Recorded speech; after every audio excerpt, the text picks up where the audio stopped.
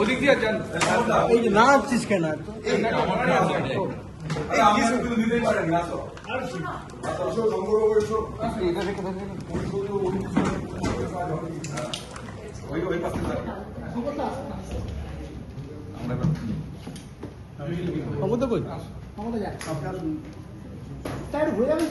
এদিকে স্যার, ঠিক আছে একদম। Sukhendu Shekhar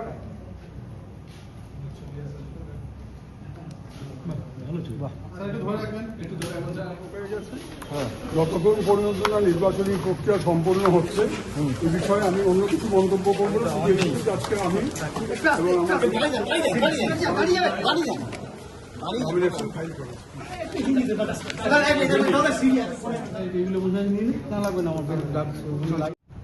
thank you sir, thank you.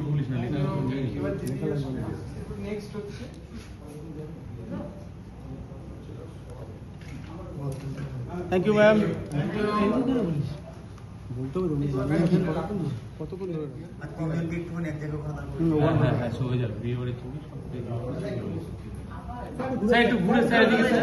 সম্পদ আপনাকে দেখতে পাচ্ছি না। সম্পদ একটু মাঝখানে আসুন।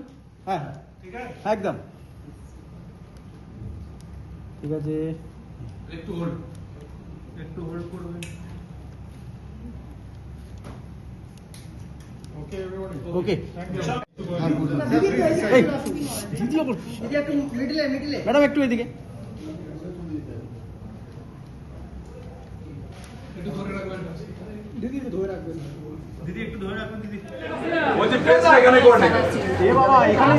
দাদা ঘরে করে দিন না, এখানে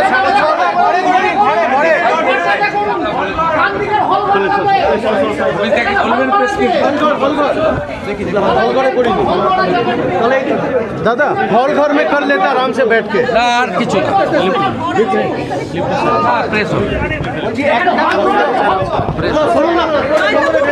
প্রেস হবে না।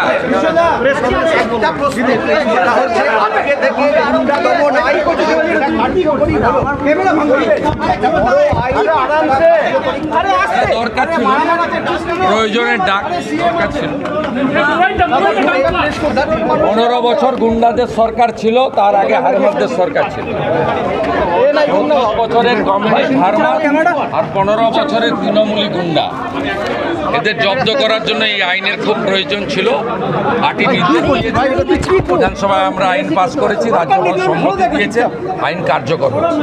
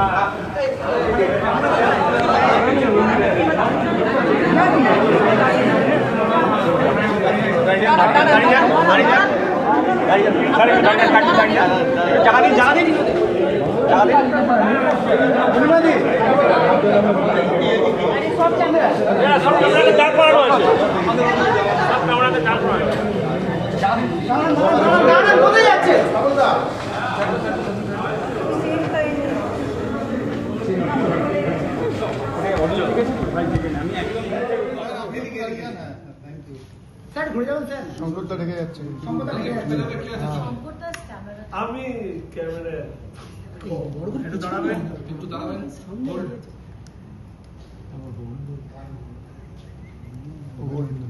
রাজ্যসভার প্রার্থী হিসেবে মনোনয়ন জমা দিলেন।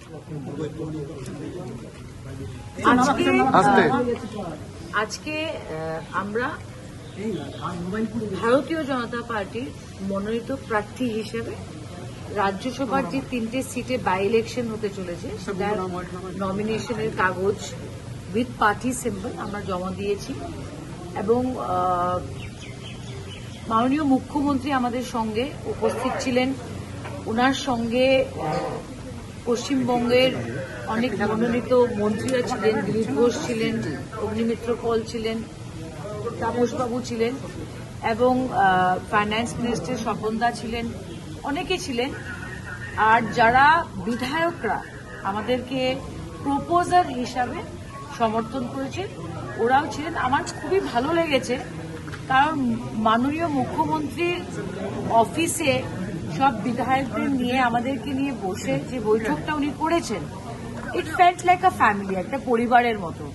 কারণ এই সেন্টিমেন্টটা আমি খুবই ভালো করে বুঝি যে আমরা বিজেপিতে জয়েন করেছি রিসেন্টলি, আর জয়েন করার পরে রাজ্যসভাতে আবার প্রার্থী হয়ে দাঁড়ানো, সেটার জন্য আমি কৃতজ্ঞ মুখ্যমন্ত্রীর প্রতি, বিধায়কদের প্রতি এবং ভারতীয় জনতা পার্টির যারা তৃণমূল স্তর থেকে ব্লক, বুথ এবং ওয়ার্ড বা স্টেটে যারা কর্মীরা আছেন তাদের প্রতিও আমি কৃতজ্ঞতা জানাচ্ছি।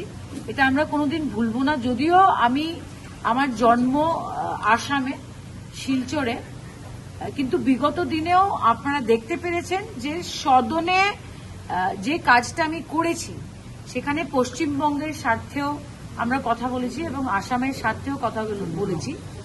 আর পশ্চিমবঙ্গের প্রত্যেক জেলার এবং ব্লকের কর্মীদের বলবো যে আপনাদের প্রত্যেকের অধিকার আছে যে আপনারা আমার কাছ থেকে আশা রাখবেন যে পশ্চিমবঙ্গের স্বার্থের জন্য আমরা আগামী দিন কাজ করব। আবার বিশেষ বিশেষ ধন্যবাদ শুভেন্দুবাবুকে এবং শ্রমিক তাকে ওনার সমর্থনের জন্য।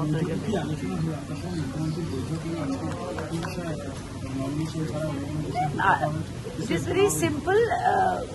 মুখ্যমন্ত্রী আমাদের বলেছে যে দলের হয়ে সরকারের পক্ষ থেকে সদনের ভিতরে সক্রিয়ভাবে বক্তৃতা রাখতে হবে, 0R ইস্যুসগুলো তুলতে হবে এবং বিভিন্ন ডিপার্টমেন্টের যারা মাননীয় মন্ত্রীরা ছিলেন উনি বললেন যে ওয়েস্ট বেঙ্গলে যে কাজটা এখন ডাবল ইঞ্জিন সরকার করবে, অবভিয়াসলি সেটার নেতৃত্ব মুখ্যমন্ত্রীর পাশাপাশি মন্ত্রীরাও দিবে। তো মন্ত্রীদের সঙ্গে সবসময় কমিউনিকেশন রাখতে এবং বিধায়করা, আজকে পশ্চিমবঙ্গের মানুষ যেভাবে সংখ্যাগরিষ্ঠতা দিয়ে বিধায়কদের বসেছেন, জনসাধারণের আশা আকাঙ্ক্ষা কিন্তু অনেক বেশি বিজেপিতে। আপনারা জানেন যে আমাদের সাংসদদের একটা ডেভেলপমেন্ট ফান্ড থাকে, সেটার উপরে বিধায়কদের অধিকার থাকে। একটা পরিচয়ের মতো করিয়ে দিয়ে লাইক আ ফ্যামিলি, পরিবারের মতো কোঅর্ডিনেশনটা বাড়িয়ে দেওয়ার উদ্দেশ্যে মুখ্যমন্ত্রী এই পদক্ষেপটা নিয়েছেন। আর আমি কৃতজ্ঞ যে উনি নিজে আমাদের সঙ্গে আজকে নমিনেশনটা দিতে এসেছেন। আজকে আপনি বললেন যে পরিবারের মতো, আগে কি যখন তৃণমূলে ছিলেন সেই পরিবারের মতো যে বললেন, অনুভূতিটা হয়নি? সর্বভারতীয় তৃণমূল কংগ্রেসের ভিতরে আমি জাস্ট ছোট্ট কথা বলছি যে প্রোটোকলগুলো অন্যরকম, different protocol inside Trinamool Congress. আর আজকে আমি যেটা নিজের চোখে দেখতে পারলাম, বিগ ডিফারেন্স। বাট ঠিক আছে, সবার অধিকার থাকে, যে যার দল যার মতো চালাবে, এর থেকে বেশি তো আমার কিছু বলা উচিত নয়। এবং এই কথাটাই বুদ্ধদেব ভট্টাচার্য বলেছেন। বুদ্ধদেব ভট্টাচার্যের কথা মানলে আজকে নতুন করে আমাদের এটা করার প্রয়োজন।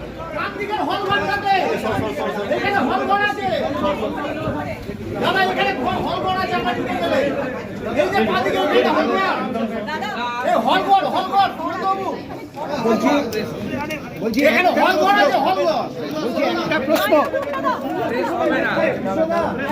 একটা প্রশ্ন, সেটা হচ্ছে আজকে থেকে গুন্ডা দমন আইন সেটা কার্যকরী হলো, কি বলবেন? একটা বড় আইন আপনারা কার্যকরী করলেন, আজকে দরকার ছিল, প্রয়োজনের দরকার ছিল। সাধারণ মানুষের 15 বছর গুন্ডাদের সরকার ছিল, তার আগে হারমাতদের সরকার ছিল। 34 বছরের কমিউনিস্ট হারমাত আর 15 বছরের তৃণমূলী গুন্ডা, এদের জব্দ করার জন্য এই আইনের খুব প্রয়োজন ছিল। পার্টি নির্দেশ দিয়েছে, বিধানসভায় আমরা আইন পাস করেছি, রাজ্যপাল সম্মতি দিয়েছে, আইন কার্যকর।